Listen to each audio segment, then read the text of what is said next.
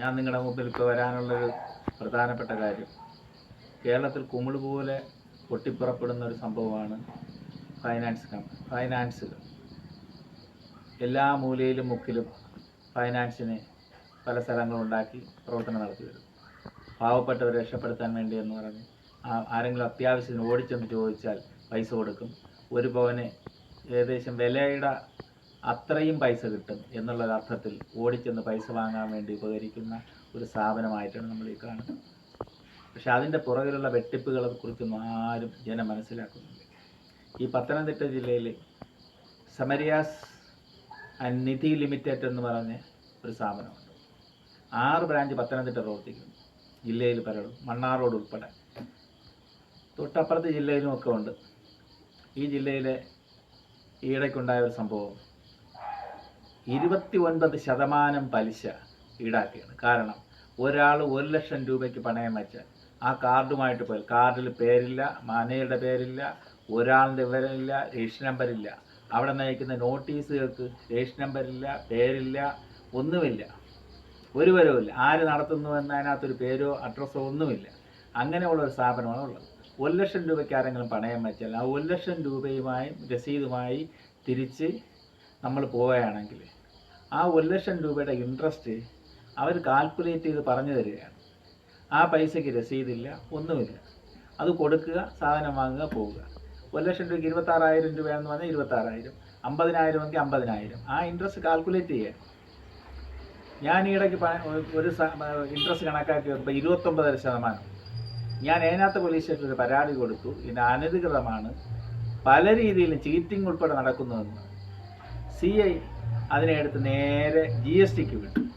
രണ്ടാമത് എൻ്റെ കംപ്ലൈൻറ്റ് വന്നപ്പോൾ ഏനാത്ത് CI പറഞ്ഞു വിട്ടുവെന്ന് പറഞ്ഞ് അതിൻ്റെ ഓണർ എൻ്റെ വീട്ടിൽ വന്ന് സംസാരിക്കുക. എന്ത് കാര്യം സംസാരിച്ച കാര്യം, ഇൻട്രസ്റ്റ് ഞങ്ങൾക്ക് നഷ്ടമാണ്, അതുകൊണ്ട് 27% ഇൻട്രസ്റ്റ് കണക്കാക്കി. നിങ്ങളോട് വാങ്ങിച്ചത് 3,500 രൂപ കൂടിപ്പോയി, അത് നമുക്ക് അഡ്ജസ്റ്റ് ചെയ്യാം. നഷ്ടമാണ് സ്ഥാപനം. കാര്യമെന്താണ്? കാര്യമെന്ന് പറഞ്ഞാൽ 30 സ്റ്റാഫുണ്ട് പലരും. 20,000 രൂപ സ്റ്റാഫിന് ശമ്പളം കൊടുക്കുന്നു. തൊഴിൽ നിയമങ്ങളനുസരിച്ച് ഉത്സവബത്ത, മറ്റ് ലാഭത്തിൻ്റെ വിഹിതം, ബോണസായിട്ട് എല്ലാം കൊടുത്തു. ഒരു രക്ഷയില്ല, ഒന്നും നടത്താൻ മുമ്പോട്ടുമില്ല, പോകാൻ പറ്റുന്നില്ല. അതിലുപരി രാഷ്ട്രീയക്കാർക്ക് പൈസ കൊടുക്കുന്നു. ഒരു ഏരിയ കമ്മിറ്റി സെക്രട്ടറി വാങ്ങിച്ചു 10,000 രൂപ, കടമ്പനാടുള്ള ഒരാൾ വാങ്ങിച്ചു 20,000 രൂപ. ഇങ്ങനെയുള്ള കണക്കെന്തൊക്കെ അവതരിപ്പിച്ചു. ഇത് നികത്താൻ വേണ്ടി പാവപ്പെട്ടവരുടെ കാശ് പലിശ കൂട്ടി വാങ്ങിക്കുക. 30% വാങ്ങിച്ചാലും നഷ്ടമെന്നാണ് പറയുന്നത്.